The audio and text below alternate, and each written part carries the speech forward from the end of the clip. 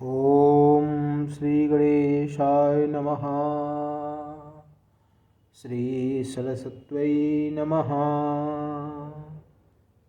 प्रिय मित्रों, आप लोगों को हम शिव पुराण के महात्म्य के बारे में श्रवण कराएंगे। आइए हम सभी शिव महापुराण के महात्म्य के बारे में श्रवण करें। ओम कर्पूरगौरम करुणावतारम संसारसारम भुजगेन्द्रहारम सदा वसन्तं हृदयारविन्दे भवं भवानी सहितं नमामि। महाज्ञानी सूत जी से श्री शौनक जी पूछते हैं कि हे भगवान, आप संपूर्ण सिद्धांतों के ज्ञाता हैं। मुझसे पुराणों की कथा के सार तत्व का विशेष रूप से वर्णन कीजिए।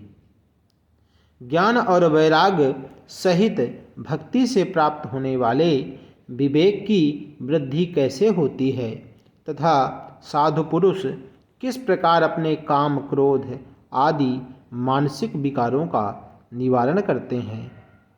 इस घोर कलिकाल में जीव प्रायः आसुर स्वभाव के हो गए हैं।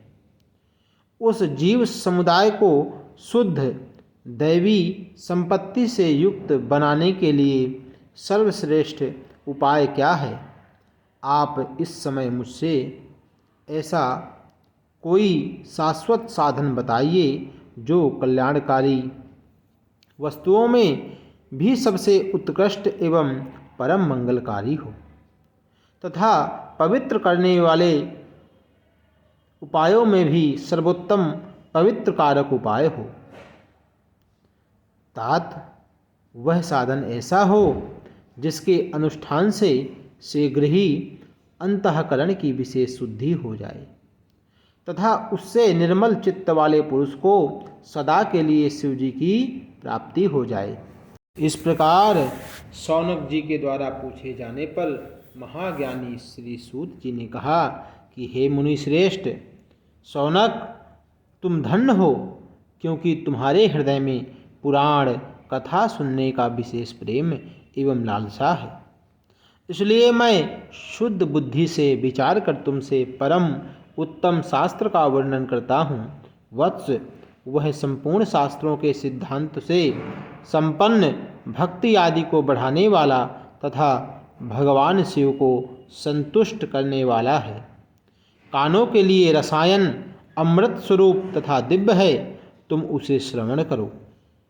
मुने, वह परम उत्तम शास्त्र है शिवपुराण, जिसका पूर्व काल में भगवान शिव ने ही प्रवचन किया था।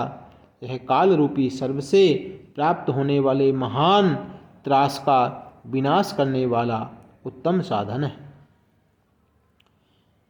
गुरुदेव व्यास ने सनत कुमार मुनि का उपदेश पाकर बड़े आदर से संक्षेप में ही इस पुराण का प्रतिपादन किया है। इस पुराण के प्रणयन का उद्देश्य है कि कलयुग में उत्पन्न होने वाले मनुष्यों के परम हित का साधन, ऐसा इस पुराण का उद्देश्य है। यह शिवपुराण परम उत्तम शास्त्र है। इसे इस भूतल पर भगवान शिव का वांगमय स्वरूप समझना चाहिए और सब प्रकार से इसका सेवन करना चाहिए। इसका पठन और श्रवण सर्व साधन रूप है। इससे शिव भक्ति पाकर श्रेष्ठतम स्थिति में पहुंचा हुआ मनुष्य शीघ्र ही शिव पद को प्राप्त कर लेता है। इसलिए संपूर्ण यत्न करके मनुष्यों ने इस शिव पुराण को पढ़ने की इच्छा की है अथवा इसके अध्ययन को अभीष्ट साधन माना है। इसी तरह इसका प्रेम पूर्वक श्रवण भी संपूर्ण मनोवांछित फलों को देने वाला है।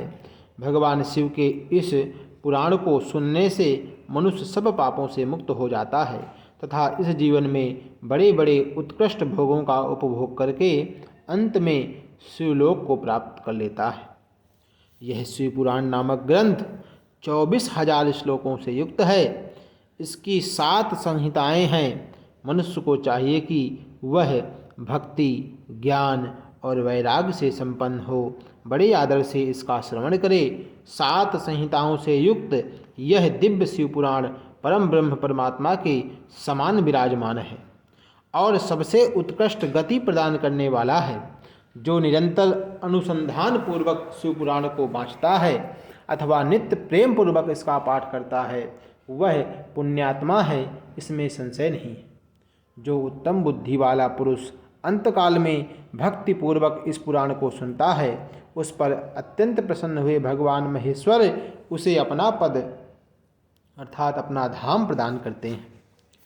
जो प्रतिदिन आदर पूर्वक इस शिव पुराण का पूजन करता है, वह इस संसार में संपूर्ण भोगों को भोगकर अंत में भगवान के शिव पद को प्राप्त कर लेता है, अर्थात भगवान शिव के धाम को प्राप्त कर लेता है। जो प्रतिदिन आलस्य रहित हो रेशमी वस्त्र आदि के वेष्टन से इस शिव पुराण का सत्कार करता है, वह सदा सुखी होता है। यह शिव पुराण निर्मल तथा भगवान शिव का सर्वस्व है। जो इहलोक और परलोक में भी सुख चाहता हो, उसे आदर के साथ यत्नपूर्वक इसका पाठ करना चाहिए और इस पुराण को उत्तम तरीके से श्रवण करना चाहिए। यह निर्मल एवं उत्तम शिव पुराण धर्म, अर्थ, काम और मोक्ष रूपी चारों पुरुषार्थों को देने वाला है। अतः सदा प्रेम पूर्वक इसका श्रवण एवं विशेष रूप से पाठ करना चाहिए। इसके पाठ करने से व्यक्ति धर्म, अर्थ, काम और मोक्ष चारों पुरुषार्थों को प्राप्त कर लेता है। बंधुओं, जीवन का मूल उद्देश्य ही है कि इन चारों पुरुषार्थों की सिद्धि करना। जो व्यक्ति इन चारों पुरुषार्थों की सिद्धि कर लेता है, वह बहुत ही बड़भागी है और उसका जीवन मानो कि धन्य हो गया।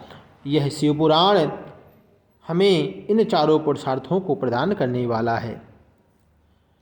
इस प्रकार से श्री शिव महापुराण के महात्म्य की कथा संपूर्ण हुई।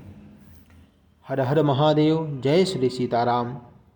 बंधुओं, इसी प्रकार से शिव महापुराण की कथा सुनने के लिए हमारे चैनल पर बने रहिए एवं साथ ही साथ चैनल को सब्सक्राइब, लाइक, शेयर अवश्य करें। धन्यवाद।